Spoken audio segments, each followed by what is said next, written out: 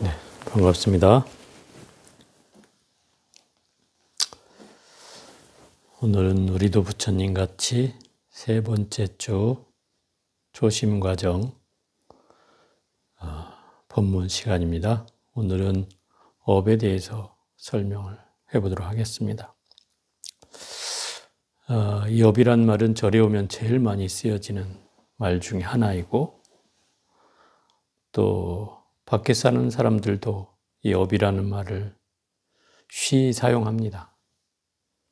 예를 들어서 업을 삼아 일하다, 업을 삼다, 뭐 이런 말을 쓰는 게 무슨 전문적인 일을 또는 반복적인 일을 계속 해나가는 것을 이제 업을 삼아 일을 한다, 이렇게 표현하죠. 그래서 우리가 그 업이라는 말을 평상시에는 설사 안 써도 문자 가운데 우리가 농업 이러면은 업이라는 말이 붙죠. 농사 짓는 일을 계속 해가는 것을 이제 농업이라고 하죠. 어업 이러면 고기 잡는 일을 계속 반복적으로 해가는 것이 어업이죠. 그러니까 업이라는 말은 반복적인 일을 계속 한다는 그 특징이 있는 거죠. 또 공업, 뭐 상업, 그렇죠? 또 직업. 이렇게 할 때도 역시 그 업이라는 말은 다 들어가게 되는 거죠. 이 업이라는 말은 원래 뜻이 그 까르마라고 하는 부처님 말씀에서 온 말인데, 영어로는 이거를 액션이라고 해석을 한다 이 말이에요. 그러면 번역하기를 행위라고 번역을 한다 이 말이죠. 행동 또는 행위. 그래서 사실 이 업이라는 말은 몸을 움직이는 것만이 업이 아니라, 부처님 말씀대로 하자면 몸을 움직이는 건 물론이고 입으로 업을 짓는 일도 또한 구업에 해당하고, 또 생각으로 업을 짓는 것도 또한 의업에 해당한다. 그래서 이 세 가지 업을 삼업이라고 하는데, 몸으로 짓고 입으로 짓고 생각으로 짓는 업을 업이라고 한다. 그래서 예전에 어떤 외국인이 이 까르마에 대해서 좀 우리가 이해하기 쉽게 설명을 해달라. 뜻이 좀 모호하다. 그래서 이걸 영어로 어떻게 번역할까 하는 생각을 참 고민을 했던 적이 있었는데, 그냥 액션이라고 하면 아까 말한 대로 이 입으로 짓고 생각으로 짓는 거를 제대로 표현하지 못하고, 또 아까 처음에 말한 것처럼 업이라는 것은 어떤 한 가지 일을 계속 꾸준히 해나가는 것을 말한다고 했잖아요. 이런 걸 일러서 우리는 경향성이라고 하거든요. 한쪽으로 기울어져서 계속 그 모양으로 가는 것. 이제 이거를 우리가 좀 더 큰 의미로 풀어보자면, 저는 이걸 하나의 흐름이다라고 얘기를 하죠. 하나의 흐름. 과거로부터 현재에 이르기까지, 또 현재에서 다음 생애로 갈 때까지 뭔가 우리는 꾸준한 흐름을 갖게 된다는 거죠. 사람마다 이 흐름은 좀 다릅니다. 자기만의 흐름이 있죠. 그런 걸 이제 경향성이라고 하는 거예요. 어떤 쪽으로 내가 흘러가는가. 예를 들어 어떤 사람은 나는 운동하기를 좋아해서 계속 운동하는 쪽으로 나아가는 거죠. 헬스도 다니고 산에도 다니고 뭐 이러면서 그쪽으로 가다 보니 내가 어느 순간에 뭐 헬스 트레이너를 하고 있더라. 그럼 그 업을 계속 전문적으로 해가지고 결국 그게 자기 직업이 돼가는 걸 말하는 거죠. 또 어떤 사람은 나는 운동하는 데 관심이 없어. 사유하는 데 관심이 있어. 그래서 책을 많이 읽고 충분히 철학적 사유를 하고 그런 걸 좋아하는 사람은 내 그런 데 관심을 갖다가 결국 철학적 견해를 갖는 사람들을 쫓아서 그걸 배우는 사람이 되거나 또는 그걸 가르치는 사람이 되는 과정으로 나아가는 것이고, 어떤 사람들은 나는 철학도 필요 없고 운동도 필요 없어. 그냥 나는 가만히 앉아서 먹고 노는 게 제일이야. 그래서 늘 집에서 먹고 자고 이런 습관을 갖다가 결국 몸은 이제 비대해지고 뭔가 잔병들이 생겨나고 하는 이런 또 업식이 생겨나는 경우도 있죠. 결국 이 업이라고 하는 말은 과거로부터 우리는 끊임없이 어떤 흐름을 가지고 계속 되게 된다는 뜻이죠. 그래서 이 업이라고 하는 것을 고친다 또는 바꾼다, 또 업을 방향을 전환한다 하는 이런 의미로서의 업을 얘기하려면 결국 여기에는 수행이라는 게 결부되지 않으면 이 업을 바꿔놓을 수가 없는 거죠. 그래서 신구 이 삼업이라고 하는 건 수행으로 친다면 수행의 의미는 결국 그 업을 닦는 거니까 결국 몸으로 짓는 업, 입으로 짓는 업, 생각으로 짓는 업을 닦는 게 수행이다. 수행의 범위는 몸과 입과 생각을 닦는 것이 수행의 범주다. 내 몸만 닦는 게 수행이 아니고 내 입만 닦는 게 수행이 아니고 내 생각만 닦는 게 수행이 아니라 이 세 가지를 함께 닦아야 올바른 수행이다라고 하는 거죠. 결국 몸으로 짓는 업을 닦는다고 하는 것은 우리가 몸으로 짓는 업은 주로 몸을 통해서 벌어지는 일을 말하는 건데 주로 살생하고 도둑질하고 사음하는 행위가 바로 살생에 관한 업이고 몸에 관한 업이고 또 입으로 짓는 업 가운데는 거짓말하고 꾸며 말하고 이간질하고 험한 말하는 망어, 기어, 양설, 악구라고 하는 입으로 짓는 업이 있고 또 생각으로 짓는 업은 탐내고 성내고 어리석은 걸 말한다. 이걸 이제 삼독심이라고 합니다. 탐진치, 삼독심이라고 하는데 이 의업에 의해서 사실은 구업도, 신업도 일어나는 것이다. 근본적으로는 그 탐진치 세 가지의 핵심이 있다 이 말이죠. 왜냐하면 내가 어리석지 않다면 굳이 사람을 죽일 일도 없고 사람에게 뭘 훔쳐올 일도 없고 사음을 할 일도 없는데 내가 어리석기 때문에 결국 그런 일이 벌어지는 것이다. 또 진해도 마찬가지죠. 진해가 일어나는 건 진해는 나한테 살생의 업이 남아있다는 뜻이다. 그래서 내가 이 진해 업이 안 끊어지는 거예요. 그러면 내가 이 진해 업을 다스리려면 이 살생의 업을 다스려야 되겠죠. 내 과거로부터 지어온 살생의 업을 무수히 참회하고 무수히 그 업을 닦으면서 이 진해 업을 다스려야 한다. 이런 거죠. 또 탐해라는 것도 결국 그 탐해가 인간의 모든 걸 망치는 가장 근본 원인이 된다. 왜냐하면 이 탐해라는 건 요즘 말로 하자면 욕망의 다른 표현일 뿐이다.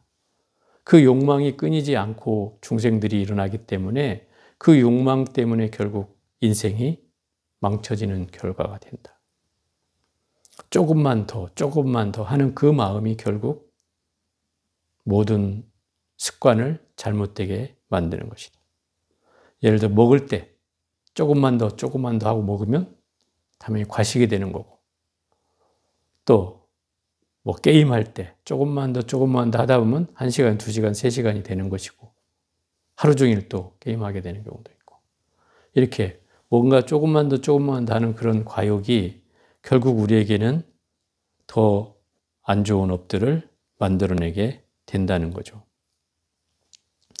그래서 이런 업들은 결국 어디에서 기인하는가 치면 이미 우리는 과거라는 데서 기인한다는 걸 알 수 있죠. 현재 내 모습이 과거에 기인하고 또 현재 내가 만든 생각이 또 미래를 결정하는 것이니 결국 우리의 업은 과거로부터 현재와 다음 생애까지 연결되고 있다는 거죠. 그래서 부처님이 그런 말을 해요. 전생으로부터 현생에 이르는 동안 변하지 않고 나에게 지금 현재까지 오게 되는 그 원인은 또 그 이유는 무엇인가? 이건 다시 돌려 말하면 무엇이 생사윤회를 하게 하는가? 이거예요. 혹자는 영혼이라고 하고, 혹자는 업식이라 하고, 혹자는 그 어떤 다른 거라고 얘기를 한다 이 말이에요. 근데 대체로 절에 다니는 사람 중에 영혼일 거라고 생각하는 사람이 의외로 많다 이 말이에요. 우리가 49제도 지내고 또 뭐 영가를 부르고 막 하니까 그 영혼이 윤회를 하는 거 아닙니까? 이렇게 대답하고 묻는 사람들이 있다. 근데 부처님은 단호히 영혼이 아니라고 한다 말이죠. 그럼 뭐라고 하느냐? 바로 업식이 윤회한다. 이렇게 얘기한다. 업식이 윤회하기 때문에 전생에 쌓아놓은 업식은 이 생에 고스란히 내가 그걸 베이스로 깔고 거기에 새로운 업을 덧붙이는 거다. 그럼 다음 생에 태어난다는 것은 과거 플러스 현재의 업 플러스 결과가 다음 생이다 이 말이에요. 그러니 계속 이 업은 어떻게 되겠어요? 축적되는 거죠. 과거의 업도 축적되고 현재 업도 축적되고 계속 생을 바꾸는 대로 이 업은 계속 쌓여만 간다. 그럼 그 업이 사라지느냐? 사라지지 않는다는 거죠. 내가 일련의 어떤 수행이나 업을 녹이는 업장 소멸을 하기 위한 어떤 행위를 하지 않으면 결국 이 업은 사라지지 않는다. 결국 우리가 하는 과정이 바로 그런 수행의 일환이다. 그 수행이 되지 않으면, 뭐 우리 수행만을 얘기하는 거 아닙니다. 그런 수행이 되지 않으면 이 업은 없어질 길이 없다는 거죠. 그래서 이 업이 쉽지 않은 거예요. 만약에 지금 현재 이 한 생만을 내가 업을 소멸할 수 있다면 그건 어찌 보면 쉬울 수 있어요. 이 한 생뿐이라면 내가 이미 이 한 생의 업을 정리하는 일은 평생에 내가 노력을 하고 투자를 하면 충분히 가능하다고 할 수 있죠. 그런데 이거는 과거 생이 만약에 첩첩첩 산중처럼 계속 업이 쌓여온 것이라면 이게 한 생을 덜어내고 두 생은 덜어내는 일은 쉬울 수 있어도 수십 생, 수백 생, 수천 생을 덜어내는 일은 요원한 문제일 수 있다 이 말이죠. 그러면 계속 이렇게 그 업을 쌓아놓은 채 우리가 살아야 되는가? 여기에는 이제 하나의 우리가 의문이 들 수는 있는데 결과적으로 말한다면 내가 깨달음을 얻거나 그야말로 이 지혜를 돈발해서 이 업장을 한순간에 녹여낼 수도 있다. 깨달음을 얻는다면 한순간에 녹여낼 수가 있다. 물론 그렇지 않다면 경전에 나온 말대로 차근차근 닦아서 점차점차 공부를 해나감에 따라서 그 업을 조금씩 소멸해가는 방법도 있다.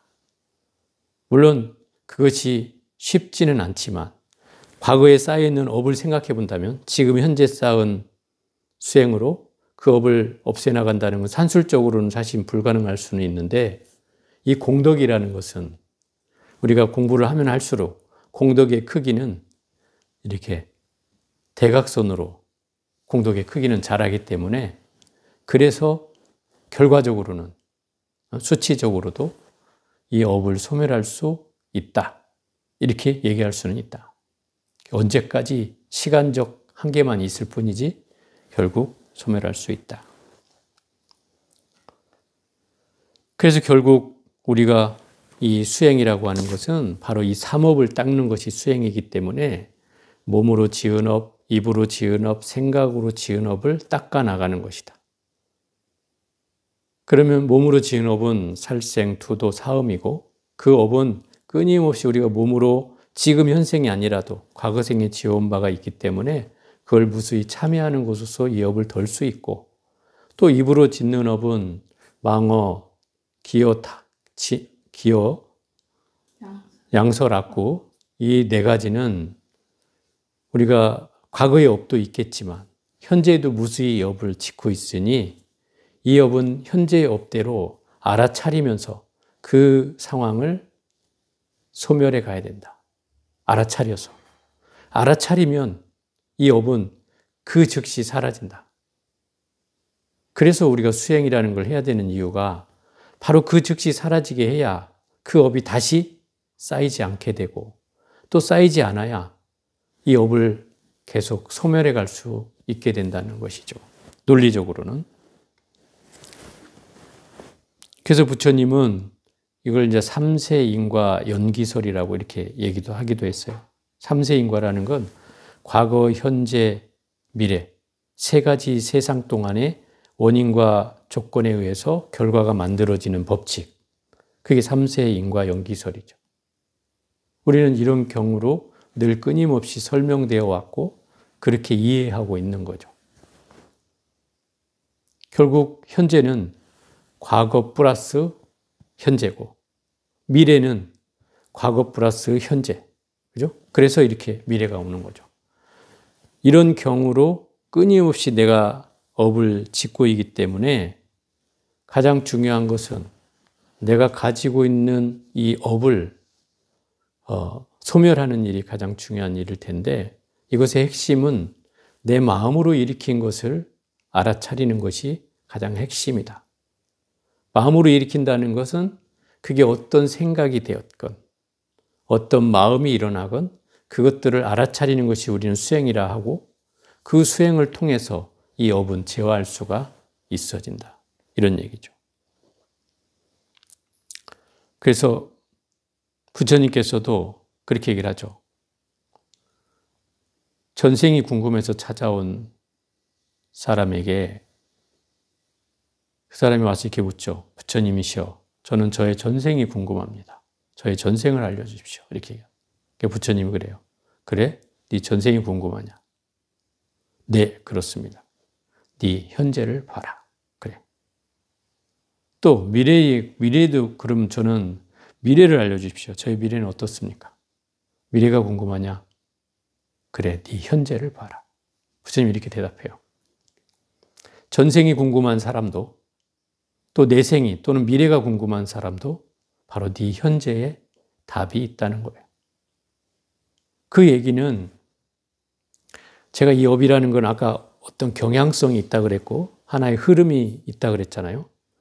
그럼 결국 내가 지금 어떤 모습인가는 어떻게 어떤 경향을 가지고 흘러왔다는 사실을 유추할 수는 있습니다. 그죠? 아, 이 사람이 어떻게 살아왔겠구나.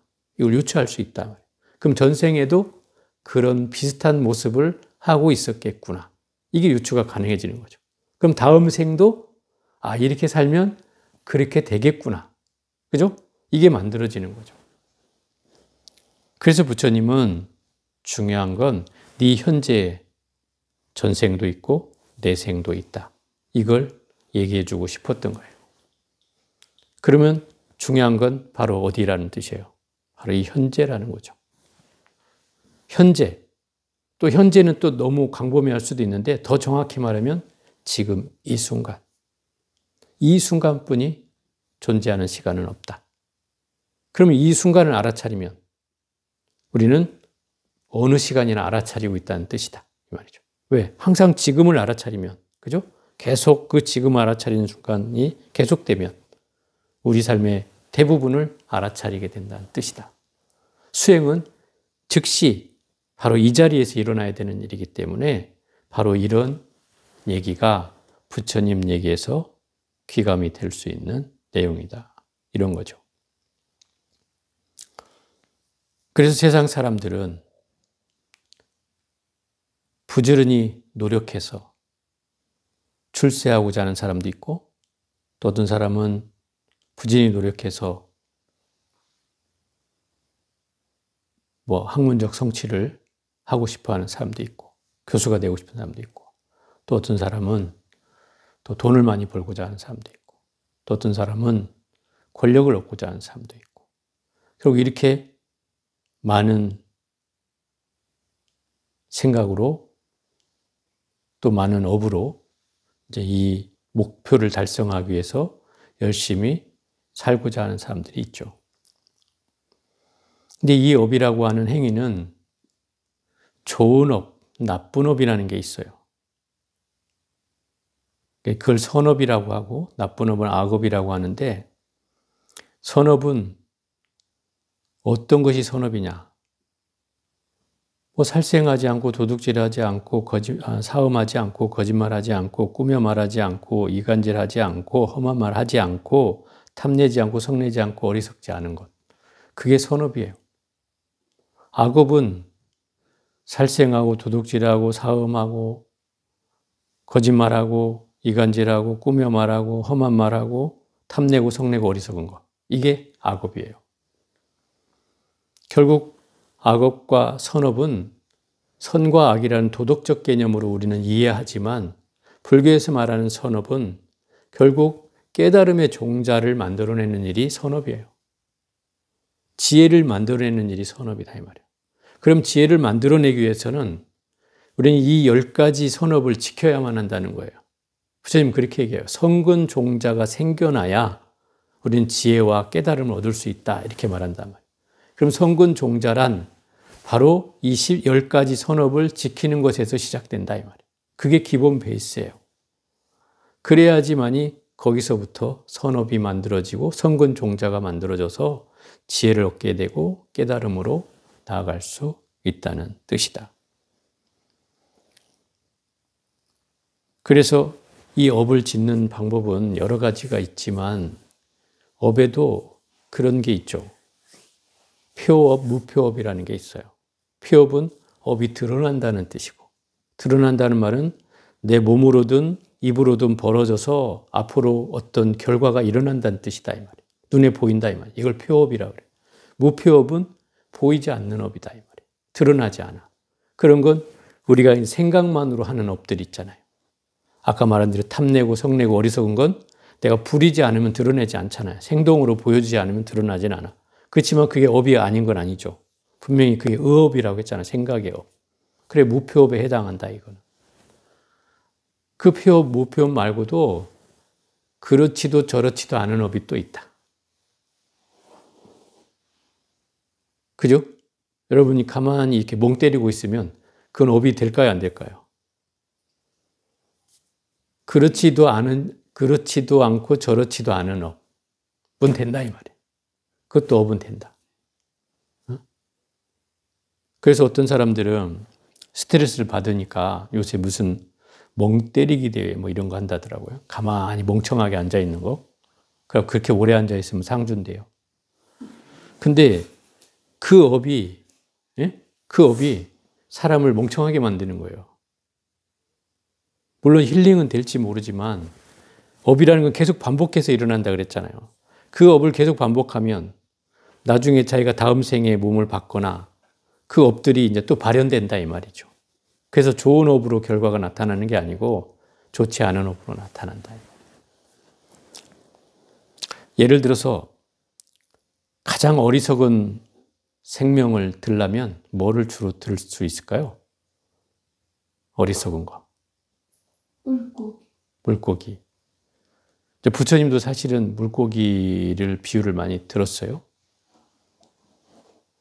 근데 이 물고기는 다행히 부처님이 좋은 점을 하나 부처님이 아니구나. 이렇게 얘기를 하죠. 물고기는 얘가 기억력이 뭐 0점 몇 초인가 그렇다는 거예요. 그래서 인간의 지혜를 따라올 수는 없겠지만 예를 들어 물고기가 분명히 낚싯대를 들이워서 그 물고기 낚싯바늘에 걸려있는 물고기 먹이를 먹다가 아차 하고 싶어서 이제 그걸 뱉었어. 그래갖고 잡히지 않았는데 0점 몇 초 만에 그걸 또 저기 새로운 고기네? 이러고 또 달려든다는 거예요. 잊어버리니까. 그리고 또 좀 있다가 또 새로운 거네 이러고. 그래서 자꾸 물린다는 거예요. 그래 걸린다는 거죠. 그러니까 그런 업을 가지고 있는 게 물고기라면 그래서 물고기가 어리석다고 하는 거예요. 그러니 그 업을 벗어날 길이 없다는 뜻이죠. 물고기의 업 벗어. 그러니까 누가 그 업을 벗겨주지 않으면 못 벗어나는 거예요. 자기 힘으로는. 축생이라는 것이 그런 거예요. 어리석어서 간 것이 축생이기 때문에 축생은 아무리 좋아도 요새 사람들 막 그러잖아. 특히 개를 키우잖아요. 개는 어리석을까요? 어리석지 않을까요? 그 어리석은 업으로 개로 태어나는 거예요. 근데 사람들은 그거를 막 또 식구라고 누구야 누구야 부르면서 식구라고 하고, 또 제가 예전에 그 마곡사에서 어떤 스님이 길을 가다가 개하고 이렇게 식구가 걸어오는데 이 스님 개를 보고 이 개놈의 새끼야 이 한마디 했다고 그 식구들이 나중에 투서를 넣었어요. 절에다가. 우리 식구를, 응? 나는 사람으로 대우하는 우리 식구를 개놈의 새끼라고 그랬다고. 스님이 어떻게 그렇게 몰상식할 수가 있냐고. 그래서 우리 대종공사까지 벌어진 적이 있어요. 그 일도. 이 스님을 쫓아내야 되냐 말아야 되냐 말이야. 그래서 제가 그랬죠. 아니 개한테 개라고 한 게 뭐가 그게 잘못이냐. 그걸 호들갑 떠는 사람이 문제가 아니냐. 또 그리고 그 스님이 왜 광분을 했냐면 그 홈페이지에다가 글을 올린 거예요. 그래서 내가 그 조회수를 한번 보여달라고 그랬어요. 그랬더니 6명 조회했어요. 근데 인터넷에 그게 나왔다고 그 어른 스님은 세상 사람이 다 알 거라는 거죠, 이제. 그래서 제가 그랬어요. 스님, 보세요. 조회수 6명, 6명이 봤다는 거예요. 그럼 종무원 식구 몇 명 빼면 일반 사람은 저 집 식구만 봤다는 거예요. 뭐 그게 대단한 거 아닙니다. 네, 이러니까. 그래? 그래갖고 넘어간 적이 있거든요. 걔한테도 걔라고 하면 안 되는 세상이 돼버렸다 이 말이죠. 물론 식기를 붙였다고 해서 좀 불편할 수는 있겠는데, 그게 이제 우리가 이 사람과 동물을 구분하지 못하는 데서 일어나는 현상이다. 또 요즘 다 식구라고 여긴다면서요.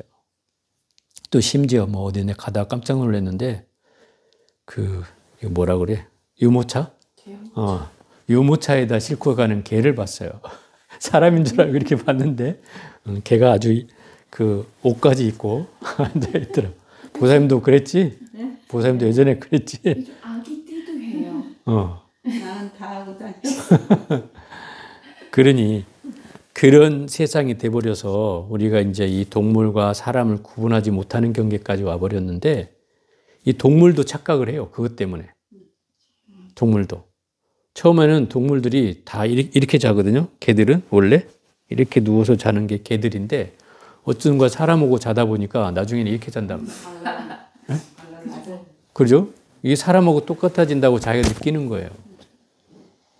그래서 습관이 이제 개들도 바뀌는 거죠. 물론 사람처럼 닮아간다면 또 사람이 될 가능성이 있을 수는 있겠어요. 업으로 보면. 그건 개한테는 좋은 면일 수는 있겠는데, 사람이 개한테 사람처럼 대우하는 건 좀 쉽지는 않은 것이다 이 말이죠. 왜냐하면 이 아이가 다음 생에 사람으로 태어나기 위해서는 그 업을 닦아줘야 된다 이 말이에요. 그러면 그 개에게 끊임없이 연불 해주고, 늘 법문을 들려주고, 이렇게 해서 그 마음을 전환시켜가지고 다음 생에 이 개가 사람으로 태어날 수 있게끔 해주는 게 더 중요한 일이다. 그게 우리가 업을 닦아주는 일인 거예요. 그래서 그런 경우를 이제 우리가 총 얘기하자면 이것을 업이라고 총체적으로 얘기할 수 있다. 근데 업이라는 말은 불교에서 제일 많이 쓰는 용어이기도 하지만 제일 많이 또 오해하는 용어이기도 하다. 왜냐하면 업이라는 건 결국 분명히 얘기하지만 인과가 곁들여져 있는 말이다 이 말이야. 인과라는 건 원인과 조건과 결과가 있다는 뜻이다. 결국 업이 만들어진 건 그 원인과 조건과 결과가 있어서 그 업이 업보가 만들어지는 것이지, 그게 없이는 업이 만들어지는 게 아니다. 그러면 어떤 원인과 조건을 짓느냐에 따라서 이 업은 달라질 수 있다는 뜻이다. 그래서 이 업을 닦아나가는 일은 결국 우리가 원인과 조건에 의해서 결과가 설사 이렇게 되었다 하더라도 지금 이 순간부터라도 내가 열심히 원인을 짓고 열심히 조건을 만들어서 수행을 해나간다면 우리는 다음에는 더 좋은 결과를 얻게 된다는 뜻이다.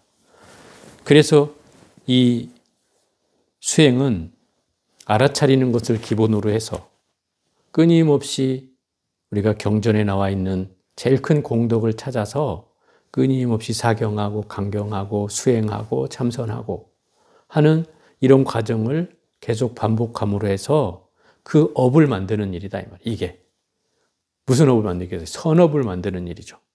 이런 선업을 계속 만들어 가다 보면 나한테 성근 종자가 생겨나서 끊임없이 지혜가 돈발하게 되어 있다 이 말이죠. 그 과정까지 나아간다면 이 공부가 결국 훌륭한 업으로 만들어서 나를 지혜로운 사람으로 또 지혜로운 수행자로 거듭나게 해주게 된다는 겁니다.